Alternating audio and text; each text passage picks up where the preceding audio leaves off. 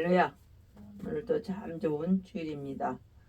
오늘은 저와 여러분이 익혀야 하는 말씀이지만 다시 한번 이 말씀을 상고하면서 우리가 살아가는데 또 용기와 힘을 얻기를 바랍니다. 지난주엔 또 많은 좋은 일들도 있었고 또 기도 제목도 있고 하지만 우리 하나님은 우리를 통해서 모든 걸 역사하기를 원하고 계십니다. 할렐루야. 오늘 읽어주신 말씀대로 우리가 큰 일을 우리 하나님 우리에게 맡겨주셨어요. 한번 따라하세요. 나는 큰 일을 맡았다. 나는 하나님 안에서 할 수 있습니다. 나는 행복자입니다. 아멘. 오늘 큰 일을 이루는 자들이 돼야 되는데 우리는 하나님이 각자에게 다 큰 일을 주셨어요. 자기 맡은 일이 다 큰 거예요. 우리 매 순간마다 새로운 희망과 또 새로운 삶의 목표를 가지고 살아요. 비록 지금은 힘들고 어렵지만 과거에 잘 나갔던 성공했던 시절을 회상하면서 살아가고 있습니다. 어떤 사람들은 날씬한 사진을 바라보며 운동을 하고 있는 사람도 있어요. 제 근처에도. 과거에 그토록 사랑했고 소중했던 관계를 회복하기 위해서 노력하는 부부도 있을 것입니다. 또한 과거에 좋았던 부자 관계, 친구 관계를 회복하기 위해 노력하는 사람도 있을 것입니다. 우리는 또한 다른 사람들보다 가치 있는 사람이 되기를 원합니다. 공부를 해도 다른 사람보다 더 잘하기를 원하고 사업을 해도 다른 사람보다 더 이문을 남기기를 원하고 그의 봉사를 해도 더 다른 사람보다 인정받는 봉사자가 되기를 원합니다. 우리가 살면서 이처럼 목표를 갖는 것도 중요하지만 더 중요한 것은 그것을 도달하는 것이 훨씬 더 중요합니다. 그걸 해내는 것입니다. 오늘 본문은 하나님이 주신 큰 일을 이루는 모세의 종 여호수아의 이야기입니다. 이 본문을 자세히 보면 큰 일을 이루는 사람들은 몇 가지 특징이 있습니다. 대략 여호수아는 다른 사람과 다른 네 가지 특징을 소유하고 있습니다. 오늘 본문에 따르면 하나님의 종 모세가 죽고 그 뒤를 이어 눈의 아들 여호수아가 이스라엘 민족을 이끄는 위대한 임무를 맡게 됩니다. 사실 가나안 땅을 눈앞에 두고 민족 지도자인 모세의 사망 소식을 전해 들은 이스라엘 백성 매우 절망했습니다. 뿐만 아니라 이 어렵고 중요한 순간에 지도자로 임명받은 여호수아는 더욱 무거운 책임과 두려움을 느꼈을 것입니다. 저도 맨날 앞에 서지만 항상 두려움은 생겨요. 그 좋은 불안은 생긴다는 거예요. 뭐 불안병이 아니라 누구나 앞에 서면 두려움과 불안이 생깁니다. 그거는 아주 지극히 정상적인 일이에요. 왜냐하면 그 환경과 분위기가 다르기 때문이에요. 어떤 특강을 가든 어떤 강의라든 어떤 예배 설교라든 간에 약간의 두려움과 약간의 불안은 있는 게 정상이에요. 사람은 완벽하지가 않기 때문에 그 분위기가 얼마나 나와 호흡을 잘 맞춰줄지 그것도 의문인 거죠. 내가 아무리 열심히 준비했어도 그 분위기가 나를 호흡을 맞추지 않으면 꽝이 되는 거예요. 그러나 내가 준비한 것과 준비하지 않은 것까지도 분위기가 더 맞춰진다면 금상첨화가 됩니다. 어떤 일이든지 마찬가지예요. 여호수아와 백성들은 이제 막중한 책임을 감당해내야 됐어요. 가나안을 정복하러 갑니다. 첫째, 시종, 종의 자세를 가졌습니다. 임현영 목사님이 시종 임현영 이렇게 하는데 그 말이 참 겸손하게 들렸어요. 일반적으로 우리의 기준에 따르면 위대한 사람들은 돈이나 학식, 높은 권력을 가진 사람들이라고 알고 있습니다. 그러나 하나님의 기준은 다르고도 또 다릅니다. 하나님의 눈에 비친 영웅은 위대한 업적, 성취, 크기가 아니라 성품과 관련되어 있습니다. 눈에 보이지 않는 거예요. 영웅의 자질 가운데 가장 중요한 자질은 성실성과 진실성입니다. 하나님 앞에 성실하라는 거예요. 하나님 앞에 진실하라는 겁니다. 성실의 사전적 의미는 정성을 다하고 참됨입니다. 진실의 사전적 의미는 바르고 참되다입니다. 여호수아는 모세를 정성껏 섬겼습니다. 왜곡되지 않고 바르게 섬겼습니다. 그리고 모세가 죽고 나서 하나님 보시기에 최고의 적임자는 당연히 여호수아가 되었습니다. 왜냐하면 여호수아는 모세의 가장 가까이서 보필하고 성실과 진실로 섬기던 시종이었기 때문입니다. 원래 시종은 히브리 말로는 메샤레트로 섬기는 자 혹은 군대의 부지휘관을 가리키는 말입니다. 스위스의 신학자 칼발트는 섬김의 삶은 자기 목적이나 계획이 있음에도 불구하고 교회의 필요와 의도와 지시에 따라 행동할 때 의지와 수고, 행동이라고 정했습니다. will, working, doing. 다시 말해 시종이란 자신의 목적이나 계획보다도 앞서 더 큰 것을 위해 자신의 것을 희생하는 것입니다. 더 큰 하나님의 사역을 위해 내 삶도 희생한다는 것입니다. 우리가 종종 사람을 섬기거나 어떤 단체를 섬기다가 그만두는 이유 중 하나는 나에게 아무런 결과도 얻지 못했기 때문입니다. 시간과 온 정성을 투자했는데도 알아주기는커녕 오히려 불평불만을 합니다. 그런데 우리가 주목해야 할 것은 여호수아가 모세를 섬긴 것은 그냥 섬김으로 끝나지 않았습니다. 여호수아는 섬김을 통해 지도자가 같이 할 덕목을 배웠습니다. 여호수아는 오랜 기간 모세 옆에 시중 들면서 지도자만이 느끼는 고민과 자격을 갈고 닦은 사람입니다. 딸이 엄마 옆에서 일을 배우게 돼요. 그냥 엄마랑 같이 다니는 게 아니에요. 엄마가 시장 물건을 사고 밥을 만들고 반찬을 만들고 빨래를 하고 청소를 하고 이런 거를 말하지 않아도 보고 듣는 거예요. 그게 바로 교육이에요. 아들은 아버지의 성격을 담게 돼 있어요. 아버지가 말하고 행동하고 걷고 운동하고 일하고 하는 걸 보고 듣고 배우게 됩니다. 그래서 자녀는 엄마 아빠의 그 행동과 삶을 그대로 본받게 됩니다. 그래서 이 부모가 가장 중요한 거예요. 성경의 위대한 많은 인물들이 대부분 1인자를 섬기는 자였습니다. 갈렙은 모세를 섬기는 자였습니다. 그런데 모세가 죽고 여호수아가 지도자가 되자 또다시 그를 섬기는 갈렙입니다. 요셉도 그랬습니다. 바로의 꿈을 성취해주면 자신의 꿈도 성취합니다. 국무총리라는 2인자의 삶을 통해 바로를 섬기는 동시에 하나님께서 자신에게 주신 목적을 또한 성취합니다. 처음부터 지도자가 되고 처음부터 가부가 되면 다른 사람에 굴림하고 덜 가진 사람을 무시합니다. 그러므로 하나님께서 선택한 사람들은 사람의 기준과 달리 섬김받기 전에 섬기는 자세가 잘 훈련된 사람들입니다.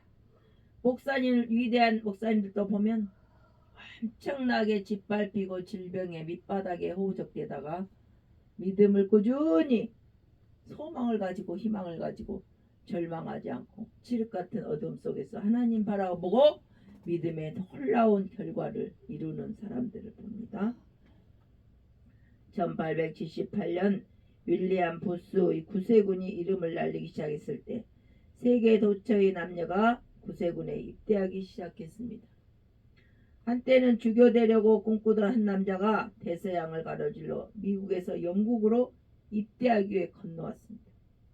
사무엘 브랭글이라는 남자는 구세군 입대 이후에 훌륭한 목사 직분을 다 그만두었습니다. 그러나 처음에 부스 사령관은 그의 입대를 못마땅하게 여겼습니다. 부스는 그가 너무나 오랫동안 보스로 군림해왔던 것이 걱정되었습니다. 따라서 블랭글에게 겸손을 가르치기 위해 그에게 다른 훈련병들의 군화를 닦는 최하의 일을 시켰습니다. 이에 실망한 블랭글은 내가 지금 군화 닦기 위해 대서양 건너 나의 꿈쫓아 왔단 말인가 하고 중얼거리고 잠을 잤습니다. 그런데 그때 환상 중에 거칠고 무식한 어부들의 발을 씻으려고 엎드리는 예수님을 보게 됐습니다. 당신께서 그들의 발을 씻기셨군요. 그렇다면 이제 나는 저들의 구두를 닦겠습니다. 사무엘 로간 브랭글이 기꺼이 사랑스럽게 그들의 더러운 군화를 닦으려고 했을 때 그는 청지기의 사명을 경험하게 되었습니다. 그리고 그는 구세군 최초의 미국인 감독관이 되었습니다. 다른 사람의 지도자가 되고 인정받는 사람이 되려면 남을 먼저 섬겨야 하는 과정이 필요합니다. 처음부터 군림하는 것은 하나님의 과정이 아닙니다. 둘째로 협력하는 자세가 필요합니다. 어떤 큰 일을 이루기 위하여 모두가 단합하여 협력하는 것은 참으로 중요한 일입니다. 더욱이 큰 지도자가 죽었을 때는 모두 제 목소리를 내기 쉬운데 새로 세워진 지도자에게 모세 때와 마찬가지로 협력하고 따른다는 것은 쉬운 일이 아닙니다. 이것은 교회도 마찬가지요, 가정도 마찬가지요, 사회도 마찬가지요. 신앙의 지도자를 중심으로 모두가 협력해야 됩니다.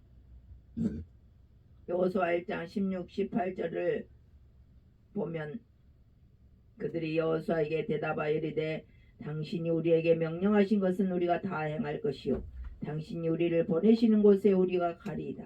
우리는 범사에 모세에게 순종한 것 같이 당신에게 순종하려니와 오직 당신의 하나님 여호와께서 모세와 함께 계시던 같이 당신과 함께 계시기를 원하나이다.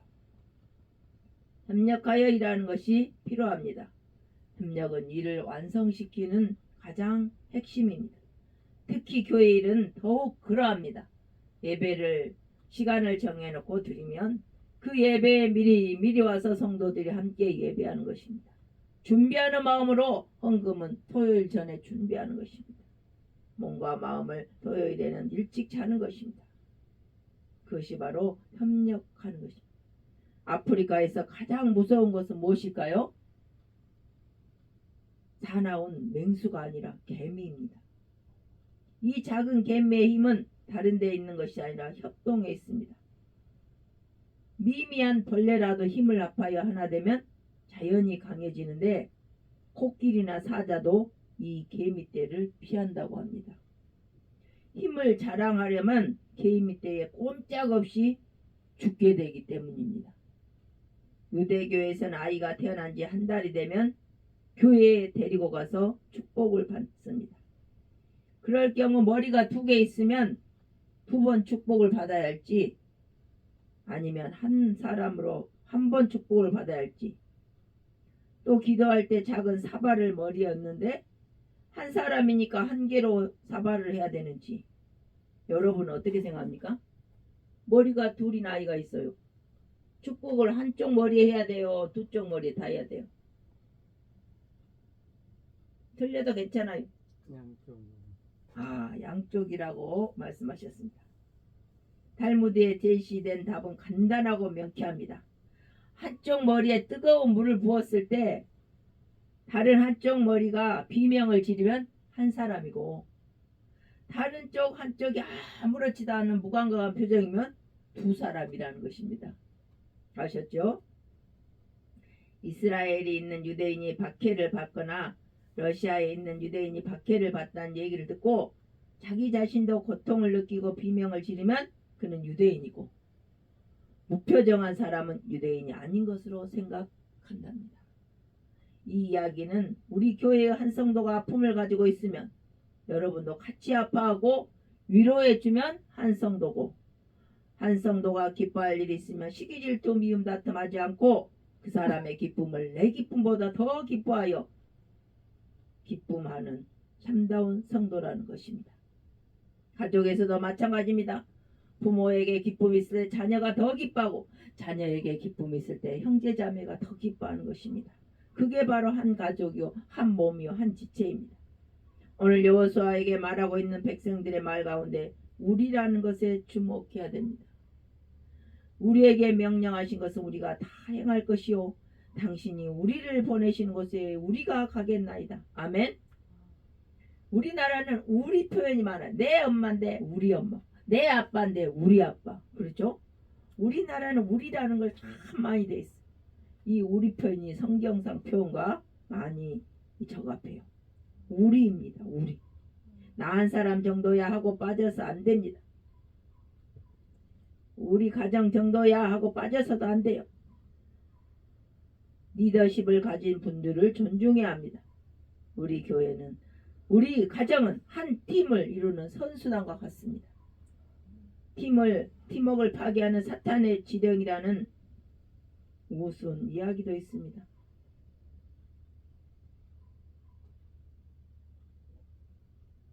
팀워크를 파괴하는 것은 사탄의 지령입니다.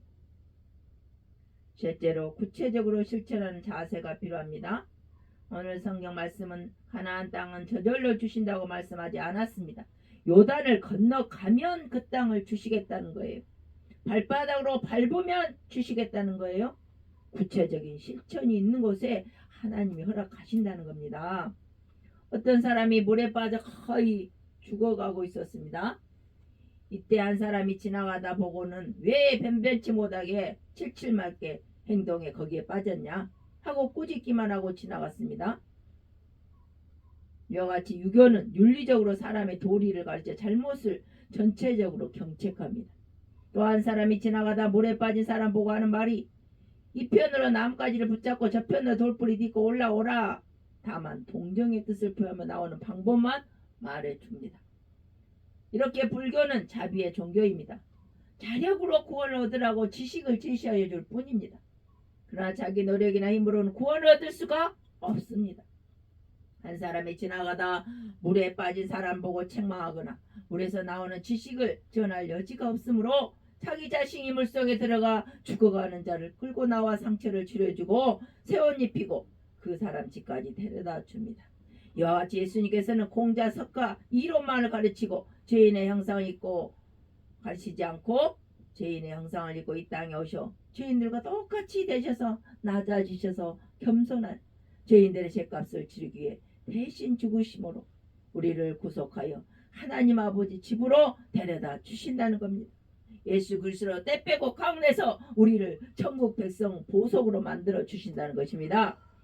하나님은 직접 예수 그리스도를 보내 시궁창에 빠진 저희의 시궁창을 허덕이고 날마다 허덕거리는 우리를 건져 주신 것입니다. 할렐루야. 사람의 건강 상태는 얼마나 많이 먹느냐가 아니라 얼마나 그 사람이 소화를 잘 시키냐에 달려 있습니다.